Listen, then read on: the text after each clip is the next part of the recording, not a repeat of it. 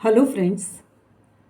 आज की डेट में जनरली अधिकतर लोग कहीं ना कहीं फंसे हुए हैं और परेशान हैं, और वो कुछ भी करके अपनी परिस्थितियों को चेंज नहीं कर पा रहे हैं। ऐसे में वो बहुत लोगों को सुनते हैं, यूट्यूबर्स को सुनते हैं, इन्फ्लुएंसर्स को सुनते हैं, और फिर बड़ा निराश हो जाते हैं कि तो सब कहने की बातें हैं, हम क्या करें, हमारी परिस्थिति तो चेंज नहीं हो सकती।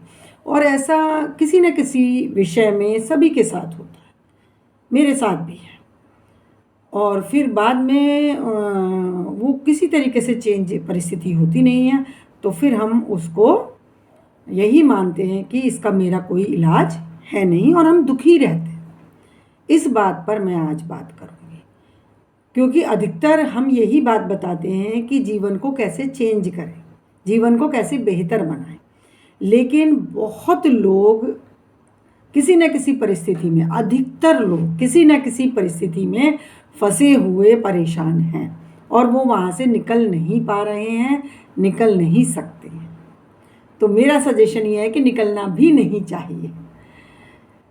निकल सकते ही नहीं है तो निकलेंगे भी कैसे? क्योंकि भाग्य चक्र भी साथ में है और वो पूरा होकर रहेगा।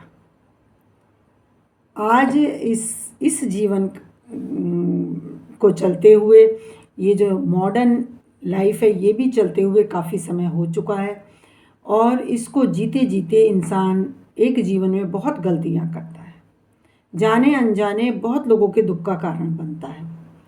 तो वो जो, और उसमें बहुत सी बातें वो होती हैं जो वो सही समझ के करता है। वो इंसान बहुत सी चीज़ों को सही मान के जो किसी के साथ करता रहता है, वो कोई जानवर भी हो सकता है और कोई इंसान भी हो सकता है, तो वो फिर खुद उसी परिस्थिति में पैदा होता है, फिर वही भोगता है। तो भाग्य चक्र से कोई बच नहीं सकता। अब जो जहाँ है, जिस परिस्थिति में फंसा हुआ है, तो बहुत ज़्यादा बेचैन रहकर, बहुत ज़्यादा लड़ाइयाँ करके कुछ हासिल होने वाला नहीं है। या फिर कोई गलत डिसीज़न, बहुत ज़्यादा गलत डिसीज़न, ज़बरदस्ती का डिसीज़न कि मुझे अपने जीवन को बदलना है।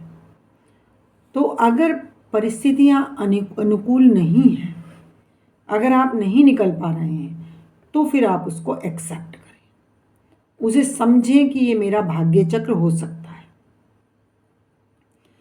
और उसको बर्दाश्त करें, और उस परिस्थिति में कैसे अपने आप को बेहतर रख सकते हैं। क्योंकि चीज़ें देखिए बहुत बदल जाती हैं जब हम उन्हें एक्सेप्ट कर लेते हैं। मैंने भी एक्सेप्ट किया, हर चीज़ हमें हर एक जीवन में नहीं मिल सकती, तो जो चीज़ हमें नहीं मिल रही है, नहीं मिल सकती है, उसके लिए, उसी को प्राप्त करने के लिए मैं अपना या अपने फैमिली का या अपने बच्चों का जीवन बहुत ज़्यादा परेशानी में डाल दूं, तो ये तो मुझे कोई समझदारी नज़र नहीं आती है। तो ऐसे में फिर उसको एक्सेप्ट कर लेने से क्या होता है, फिर चीज़ें बदलती हैं। क्योंकि वो परेशानी मेरी तभी तक ज़्यादा होती है जब तक मैं उसे बदलने की सोचती हूँ कि ये मेरे साथ ऐसा क्यों है, मेरे ही साथ ऐसा क्यों है। देखिए, ये जो अपनी परिस्थिति से अपसेट होना, यही बहुत बहुत बहुत मुसीबतों का कारण भी होता है। जैसे कई बार एक इंसान की कैपेसिटी होती है कि भाई एक लेडी है, वो इस तरह का काम कर सकती है, इतना काम कर सकती है, ये उसकी क्वालिटी है, ये उसकी क्वालिटी ऑफ वर्क है। ऐसे ही एक मेल होता है, उसकी एक कैपेसिटी होती है कि भाई वो इतना कमा सकता है। तो ऐसे में उन परिस्थितियों को एक्सेप्ट ना करके जब पार्टनर किसी और से कंपैरिजन करने लगता है, और वो चाहने लगता है जो उसका पार्टनर जिसके लायक नहीं है, वो चाहे किसी काम को करने की क्वालिटी है, या पैसा कमाने की क्वालिटी है, या किसी से बातचीत करने की क्वालिटी है, या बच्चे पालने की क्वालिटी है, जीवन को जीने की क्वालिटी, कुछ भी हो सकती है। तो यहाँ आकर के परेशानी पैदा होती है। तो जो परिस्थितियाँ हैं, जो जैसा है, उसे वैसा एक्सेप्ट कर लेने में कर लेने से हमारी परेशानी कम हो जाती है कि भाई ठीक है, ये ऐसी हैं, ये ऐसे हैं, तो उसको एक्सेप्ट कर लिया। अब वहाँ से ध्यान हटेगा। अब मैं ये देखूँगा कि मैं क्या कर सकता हूँ, मुझे क्या करना है या कर सकती हूँ। तो मैं दूसरी तरफ ध्यान लगाऊंगा। कुछ तो होगा जिसमें मुझे आनंद आ सकता है, कुछ तो होगा जिसमें मुझे अच्छा लग सकता है। अभी मैं कल या कुछ दिन पहले मैं देख रही थी, मतलब बच्चों के लिए भी जीवन कितना परेशानी वाला है, कितना कष्टप्रद है।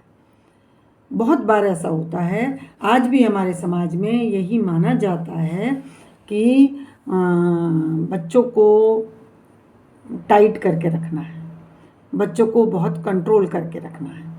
और ऐसे में बहुत पेरेंट्स ऐसे हैं जो अभी बच्चों की साइकोलॉजी को समझने की कंडीशन में नहीं है। तो मैंने देखा कि बच्चे हैं, खेलना चाहते हैं, लेकिन पेरेंट्स हैं, आजकल कोर्स इतना है कि वो चाहते हैं कि बच्चे बस 24 घंटे बैठ के पढ़ते रहें और या ज़्यादा से ज़्यादा पढ़ते रहें। तो बच्चे एक दूसरे को बुला लेते हैं, बाहर आ जाते हैं, खेलते हैं। तो ऐसे में पेरेंट्स कभी कभी बहुत अपसेट हो जाते हैं, कई बार वो वायलेंट भी हो जाते हैं। तो ऐसे में बच्चा बड़ा पैथेटिक कंडीशन में आ जाता है कि वो पढ़ाई कर रहा है, अभी उसका पढ़ाई में कोई इंटरेस्ट तो है नहीं ज़्यादा, या तो उसे इस तरीके से पढ़ाया जाए कि उसका खुद उसमें इंटरेस्ट पैदा हो जाए, है ना। और फिर उसे थोड़ा बहुत उसके मतलब जो वो एंजॉय करना चाह रहा है उसमें भी उसकी रेस्पेक्ट की जाए। लेकिन मैंने देखा है बहुत बहुत वायलेंट हो जाते हैं पेरेंट्स और बच्चा सहम जाता है। ये तो मैं 2-3 केस मैंने देखे हैं। बच्चा बिल्कुल सहम जाता है, उसकी वो क्या करे कि इतना डांटते हैं, इतना समझाते हैं, मतलब समझाएंगे तो उसे बैठ के घंटों समझा रहे हैं, वो समझाने से उसके मन की टेंडेंसी कैसे बदल जाएगी। उसका बाहर बच्चों में खेलने का मन है, तो ये टेंडेंसी तो उसकी समझाने से नहीं बदलेगी। तो थोड़ा तो उसे खेलने दिया जाएगा, तभी वो संतुष्ट हो सकता है। और कई बार होता है कि बच्चे पूरे पूरे दिन खेलते रहते हैं, सुनते नहीं हैं, वो भी बड़ी ख़राब कंडीशन है। वो भी समझना पड़ेगा, बच्चों को भी समझना पड़ेगा और पेरेंट्स को भी समझना पड़ेगा कि वो उससे एक रिश्ता ऐसा अपना अपनेपन और प्यार का रिश्ता अगर बनाएं कि बच्चा फिर पेरेंट्स के प्यार की वजह से वो काम करे, वो पढ़ाई कर सकता है। तो वो रिश्ता जब ख़त्म हो जाता है, जब वो मार पिटाई पे बात आ जाती है, जब वायलेंट हो जाते हैं, तो फिर वो रिश्ता तो ख़त्म हो गया। अब उसे पिटने की आदत पड़ गई है, डांट खाने की आदत पड़ गई है, तो वो वही करता रहता है, वही करता रहता है। तो यहाँ खैर ये तो एक अलग विषय आ गया है, लेकिन बात यह है कि वो बच्चा भी अपनी परिस्थिति से बाहर निकल नहीं पा रहा है। वो बहुत बहुत मेंटल प्रेशर में हो सकता है। सहमे हुए बच्चे जब आप देखेंगे तो बहुत उनके ऊपर कई बार सोचने का विषय है ये कि कैसे वो इस परिस्थिति से बाहर निकले, क्यों वो इतना वायलेंस सह रहे हैं, क्या गलती है उनकी। क्योंकि समाज ने इतना ज्ञान बना दिया है, इतने ऊंचे ऊंचे टारगेट तय कर दिए हैं कि अब ये पता नहीं कि वो बच्चा उस लायक है भी कि नहीं। क्योंकि पेरेंट्स के तो एक एक दो दो बच्चे हैं, वो तो इस बात को एक्सेप्ट करने के लिए तैयार ही नहीं है कि अगर फादर किसी ऊंची पोस्ट पे हैं तो बच्चा किसी नीची पोस्ट पे रह जाए।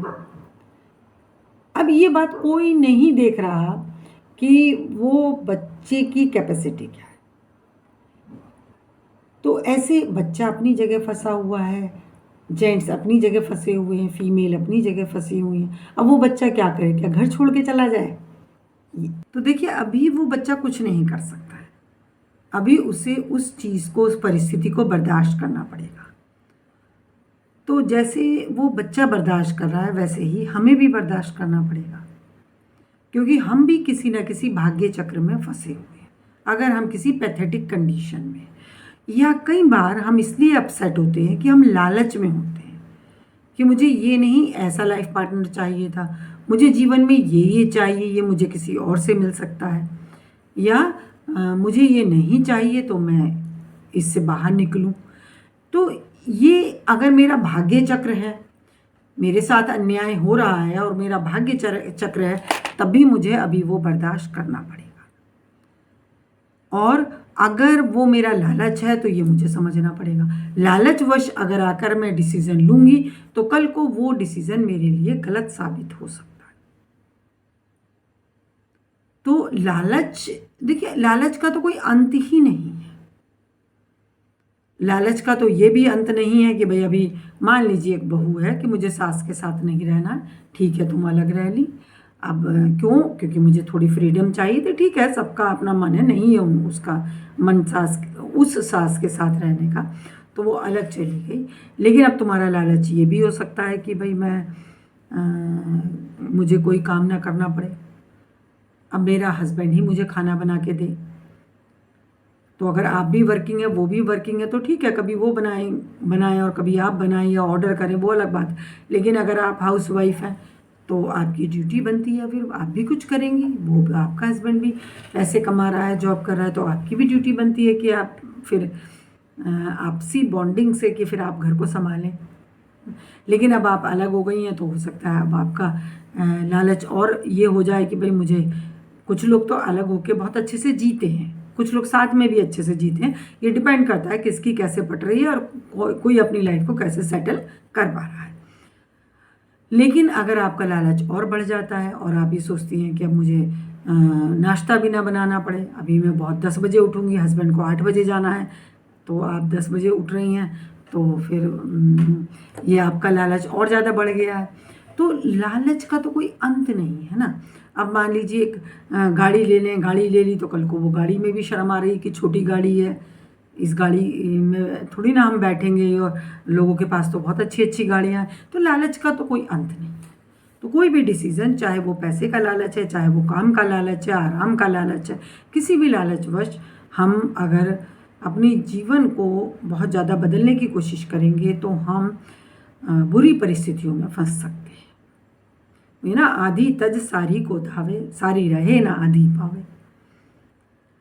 तो आज जो इंसान इतना अपसेट है उसका कारण एक तो पूर्व जन्म के कर्म की वजह से वो कहीं ना कहीं फंसा हुआ हो सकता है, और दूसरा उसका लालच, उसकी ईर्ष्या। तो आज का विषय यही है कि चीज़ें एकदम चेंज नहीं हो सकती हैं। जहाँ हम हैं वहाँ हमें खुद को बनाए रखना है, बर्दाश्त भी करना है। जॉब में बहुत बहुत बर्दाश्त करना पड़ता है। कई लोग गुस्से में रिज़ाइन कर देते हैं और फिर अपनी और अपनी फैमिली की जीवन को पैथेटिक बना देते हैं। लेकिन ऐसा नहीं करना है। जब तक कोई अच्छी जॉब हाथ में नहीं आई है तो बर्दाश्त भी करना है और समझना है कि कहीं हम ही तो गलती पे नहीं हैं, हम ही तो रूड नहीं हैं, हम ही तो काम से नहीं बच रहे हैं, क्या हमें जो पैसा मिल रहा है उसके बदले का हम काम कर रहे हैं कि नहीं कर रहे हैं। ड्यूटीफुल होना भी ज़रूरी है, चाहे वो एक पापा हैं, चाहे वो एक एम्प्लॉई है, चाहे वो एक हाउसवाइफ है, वर्किंग लेडी है, या पढ़ाई वाला बच्चा है। सबको ड्यूटीफुल होना, ड्यूटी की इम्पोर्टेंस बताना। जबकि आज के समाज में मैं देख रही हूँ ड्यूटी की इम्पोर्टेंस पे इतनी बात नहीं होती है जितनी बात होती है आराम पे। बस मुझे काम ना करना पड़े, जॉब तो मुझे बहुत हाई फाई मिल जाए, शादी तो मेरी बहुत अच्छे घर में हो जाए, या फिर लड़कों का कि वर्किंग वाइफ मिल जाए, लेकिन उसके साथ आपकी क्या ड्यूटीज़ हैं उस पर बात नहीं होती है। उस पर भी बात होनी बहुत ज़रूरी है, क्योंकि अगर इंसान अपनी ड्यूटी नहीं निभाएगा और केवल अपने राइट्स की बात करेगा, अधिकारों की बात करेगा, या सिर्फ लालचवश अपने ही आराम, अपने ही सुख की बात सोचेगा, तो वो चीज़ें बहुत चलेंगी नहीं और टॉक्सिक होकर के आपसे कोई ब्लंडर करवा सकते हैं। तो आज का विषय यही है मेन, कि हम एकदम अपनी परिस्थितियों को नहीं बदल सकते हैं और ना ही हमें कोशिश करनी चाहिए। पहले हमें उसको एनालाइज करना चाहिए, और अगर बिल्कुल वहाँ से नहीं निकल पा रहे हैं तो अपना भाग्य समझ के उसको बर्दाश्त करें और उसको उतनी इम्पोर्टेंस ना दें। जिस वजह से हम दुखी हैं, परेशान हैं, उसको थोड़ा कम इम्पोर्टेंस दें। अब जैसे फैमिली में कई बार होता है कि कई लोग ऐसे होते हैं कि वो दूसरों से ही काम करवाना चाहते हैं और वो दूसरा कुछ कर भी नहीं पा रहा होता है। अब अगर मान लीजिए उस परिस्थिति को हम बदल नहीं पा रहे हैं, कहने के बाद भी नहीं बदल रही है, तो उससे बार बार उस बात पे गुस्सा करते रहने से और परेशान होते रहने से, उसी बात को सोचते रहने से अच्छा है उसे अपना भाग्य मान के उसे करके ख़त्म करें और कुछ अपने जीवन में ऐसा करें कि जो आपको भी पसंद है और चीज़ों में अपना आनंद ढूंढें। एक व्यक्ति एक तो ये बड़ा आजकल है कि भाई हम ये डिसाइड करते हैं कि दूसरा हमारे साथ कैसा व्यवहार करेगा। ये हम डिसाइड नहीं कर सकते कि दूसरा हमारे साथ कैसा व्यवहार करेगा। दूसरा हमारे साथ वैसा व्यवहार करेगा जैसा वो है और जैसा वो कर सकता है, जैसी उसकी फीलिंग्स है। बहुत झगड़े इस बात पे होते हैं कि दूसरा मेरे साथ ऐसा व्यवहार नहीं कर रहा, मुझे प्यार नहीं कर रहा, मुझे गिफ्ट नहीं दे रहा, मेरी तरफ ध्यान नहीं दे रहा। अगर वो तुम्हें ध्यान नहीं दे रहा है तो वो देने वाला भी नहीं है। अब तुम्हें उसी का ध्यान क्यों चाहिए? घर में और 4 लोग हो सकते हैं, देखो उनमें से कोई ध्यान दे रहा हो तो उधर तुम भी उधर ध्यान देना शुरू कर दो। कोई तुम्हारे फ्रेंड हो सकते हैं जो तुम्हारी तरफ ध्यान दे सकते हैं, आप उधर ध्यान देना शुरू कर दो। क्लासिफिकेशन होता है, हर चीज़ हमें एक ही व्यक्ति से नहीं मिल सकती है। कुछ चीज़ें हमें कुछ व्यक्तियों से ही मिल सकती हैं, लेकिन हर चीज़ हमें एक व्यक्ति से नहीं मिल सकती। तो हम उसी से क्यों चाहिए? गिफ्ट कोई और भी हमें दे सकता है, और क्यों देना है, हम खुद ले लेना जो हमें चाहिए। अगर हमें कोई गिफ्ट नहीं दे रहा है इस बात से हम, जबकि बहुत सारे गिफ्ट तो हमें पसंद ही नहीं आते, फिर भी बहुत लोग इसी बात से अपसेट होते हैं कि मुझे गिफ्ट नहीं दिया किसी ने। तो गिफ्ट जो मुझे चाहिए मैं खुद ले लूँगा, इस बात से क्यों अपसेट होना है? क्योंकि जो जैसा है वो वैसा ही व्यवहार करेगा। उसे अगर मैं ये चाहूँ कि मेरे अकॉर्डिंग व्यवहार करे तो ये मेरी गलती है, उसकी गलती है भी नहीं। कई बार हम ये करते हैं कि हमने तो इनके लिए ऐसा किया, लेकिन तो हम उन्हें सिखा रहे होते हैं, लेकिन आप ऐसा क्यों कर रहे हो? क्योंकि आप वैसे हो, क्योंकि आपके अंदर से फीलिंग आ रही है कि मैं इन्हें गिफ्ट दूँ, तो आप गिफ्ट दे रहे हो। अब दूसरा बंदा शायद उसे गिफ्ट लेना इतना पसंद है कि नहीं है, वो अलग बात है, लेकिन उसकी फीलिंग नहीं है गिफ्ट देने की, तो वो नहीं दे रहा। अब आप अपसेट हो रहे हो। तो इन सारी साइकोलॉजिकल जो ये चीज़ें हैं, इस पे हमें थोड़ा सोचना पड़ेगा। तो जिस परिस्थिति में भी हम आज फंसे हुए हैं, उसमें जब तक कोई और रास्ता नहीं निकल रहा है तो उसी में खुश रहना सीखें, अवॉइड करना सीखें। किसी से ये एक्सपेक्टेशंस ना रखें कि वो मेरे लिए ये करे। आपको जैसे अच्छा लगता है वैसा आप खुद अपने जीवन को जिए, क्योंकि तुरंत हम चीज़ों को बदल नहीं सकते। तुरंत जब हम चीज़ों को बदलने की कोशिश करते हैं तो हम ब्लेंडर कर देते हैं, नहीं तो हम जीवन भर दुखी रहते हैं, क्लेश करते रहते हैं, और जो उस इंसान से हमें मिल सकता है वो भी हम खो देते हैं लड़ाई करके। तो जिससे जो मिल रहा है, जो मिल सकता है वही लें, खुश हो जाएं। और भी हैं रास्ते, वहाँ देखिए। आनंद उसी चीज़ में नहीं है, आनंद और चीज़ों में भी हो सकता है। बस ध्यान को हटाने की ज़रूरत है, फोकस को हटाने की ज़रूरत है, और एक्सेप्ट करें जो परिस्थितियाँ, उसको एक्सेप्ट करके जो बेहतर हो सकता है अपने जीवन को बेहतर बनाए। किसी एक बात को लेकर के रात दिन क्लेश में रहना या क्लेश करना, ये अच्छी कंडीशन नहीं है। हाँ, इम्पॉर्टेंट बात फिर रह गई कि इन सब को आप तभी हैंडल बेहतर कर पाएंगे और चीज़ें खुद भी मैनेज होंगी। वातावरण बदलेगा, लोग बदलेंगे ध्यान से, ईश्वर के ध्यान से। ईश्वर को मांगिए, बैठ जाइए थोड़ी देर, अभी बैठ जाइए, फील करिए वो ईश्वरीय एनर्जी मेरे अंदर आ रही है, और जो ठोसता मेरे अंदर भरी हुई है, जिसकी वजह से मैं ईर्ष्या करता हूँ, लालच करता हूँ, बेचैन रहता हूँ, लोगों को स्वीकार नहीं करता हूँ, या लोग मेरे जीवन में बदलते नहीं हैं, परिस्थितियाँ बदलती नहीं हैं, और जो भी मैं चाह रहा हूँ वो नहीं हो रहा है, मैं खुश नहीं हो पाता हूँ, वो ठोसता मेरे अंदर से बाहर जा रही है।